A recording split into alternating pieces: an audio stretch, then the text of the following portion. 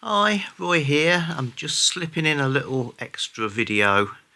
I thought I'd do one of a very sporadic series of what I call restful reads, where I read you something, kind of like a bedtime story that's hopefully going to be relaxing and balm to the soul. So this is something I came across in an old magazine from 1896. This was from a one-penny publication called Pearson's Weekly, and it's an article called The Art of Making Love. But fear not, I'm not going to throw away the hard-earned family-friendly status of the channel. I think in those days making love didn't mean that kind of thing. In fact, from this it's hard to see what it did mean. It seems to include fainting, particularly women fainting. Okay, so there was a fad for this, and it was part of how you expressed your feminine charm. So this is an article about how to do it properly. And about halfway through reading it, I thought, this has got to be satire. But I did a little bit more research, and the person who's mentioned in it as delivering the training was real. And it was part of a serious system that had all sorts of adherents. So there might be an element of humour to the way it's presented, but it's not made up. Okay, so The Art of Making Love, everybody, with practical examples and images. There is scarcely anything more pleasing than to watch the movements of a really graceful person. However plain or uninteresting that person may seem, if we observe that he or she walks, bows, even stands still in a graceful manner, we forget the plainness of feature and are instinctively attracted, and the reverse holds good with equal force. Thanks to modern athletics, we are more lithe of limb, less stiff-backed than our grandfathers and grandmothers. We have professors of carriage and deportment who teach us to be graceful to some extent in our movements, but there is undoubtedly much to be done in this direction. That is the opinion of Mrs. Henrietta Hovey. And not content with merely thinking so, she set to work to put her ideas into practice and is now engaged in revolutionising our old-time notions. Her course of study is extensive, finishing with instructions in the gentle art of making love and fainting gracefully. Most of us have experience in both subjects in the course of our lives, says Mrs. Hovey, and if we have to do them, why not carry them out in graceful fashion instead of making oneself ridiculous?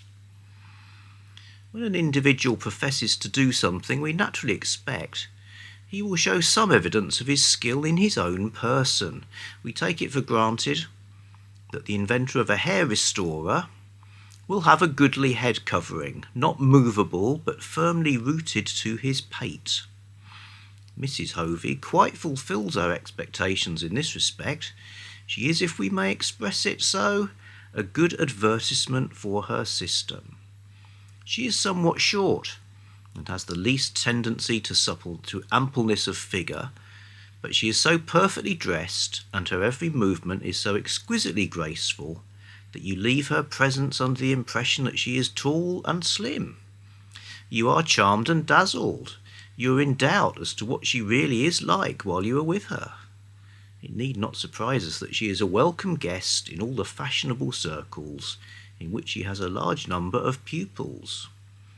This charming lady is now the highest authority in New York on the art of being graceful, and so great is her influence that the society ladies bow to her dictates, and the old styles of walking, bowing, standing, entering a carriage, laying your head on a gentleman's shoulder, and fainting, are rapidly giving place to her methods of doing those things.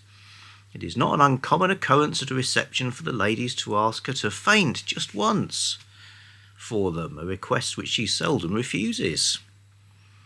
The first step in her course of instruction is to render the body and limbs more supple, and this is accomplished by writhing, swaying, twisting the body, shaking the fingers, rolling the head and hips, the opposition of movement to obtain balance of poise, and the succession of movements in which the arms are making one kind of motion while the hips are doing quite another. It is a curious spectacle, that of the ultra-fashionable ladies, fully dressed and corseted to the last degree, trying to imitate the movements of their instructor and make spiral staircases of themselves. But when they've gone through these exercises, they fall at her feet in a pretended swoon, being duly corrected if they do it awkwardly. Having obtained the required suppleness of figure, the fair pupil is taught to stand properly. Mrs. Hovey is very strict and takes no notice of the rank of her pupil.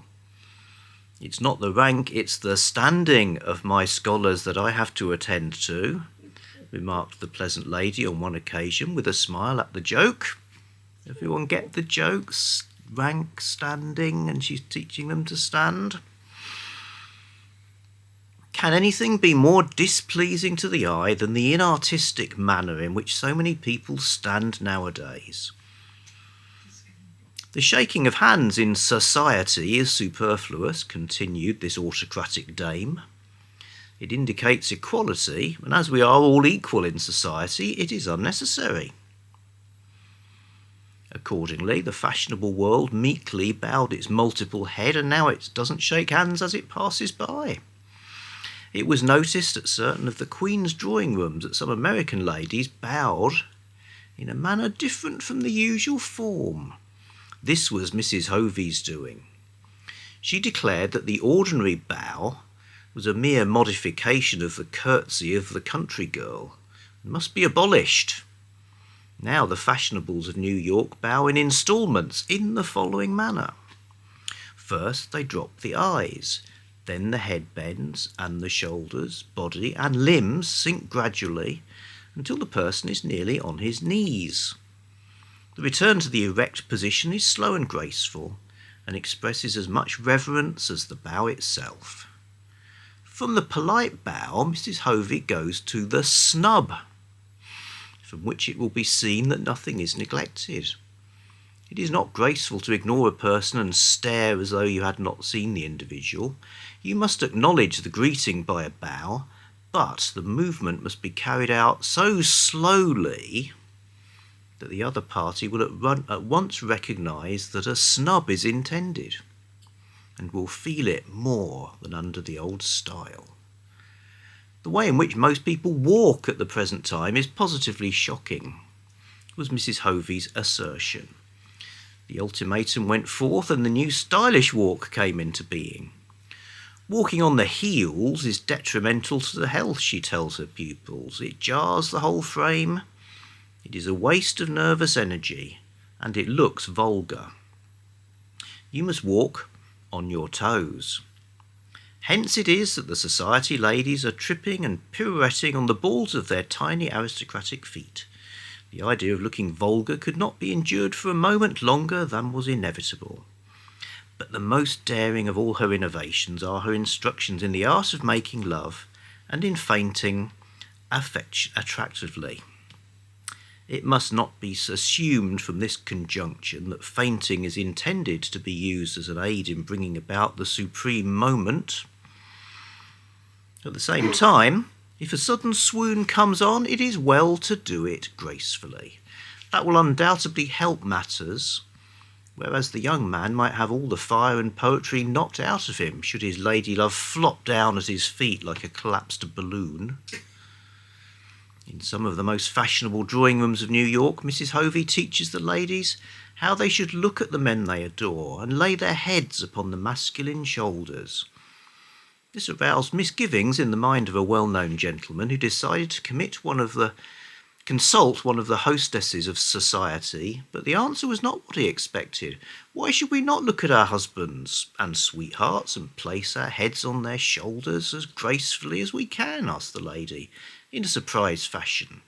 I shall take lessons myself if my husband can spare the time for private practice at home. There are 5 stages in the process of fainting properly, and these are faithfully depicted in the illustrations, which are taken from instantaneous photographs, showing how to behave from the time the swoon begins until the fair sufferer is stretched artistically on the drawing room carpet. She speaks well of the aptitude of her pupils, among whom she numbers Mrs. Astor. "Look at that lady," she said recently to a visitor. "She possesses the most perfect manner imaginable.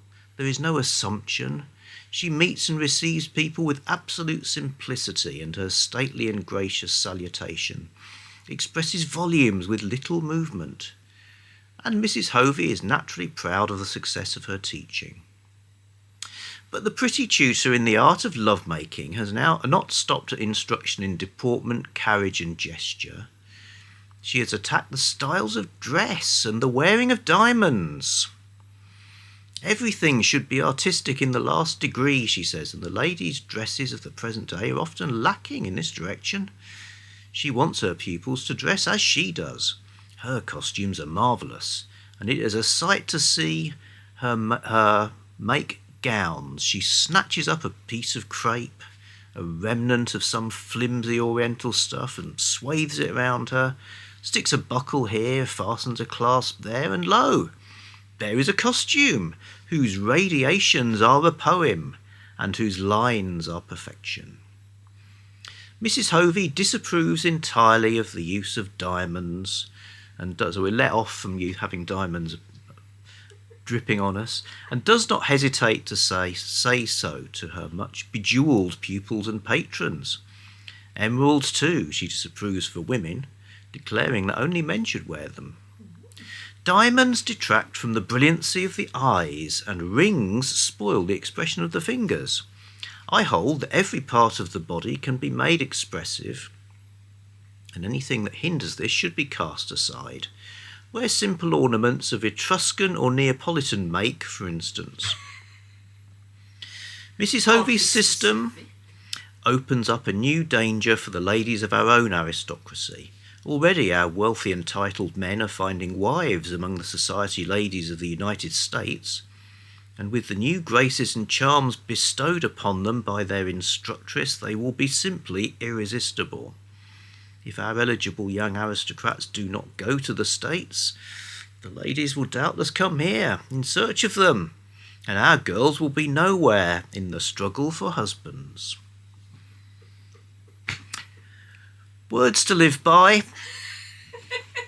If you think I'm going to faint for you, you can think again.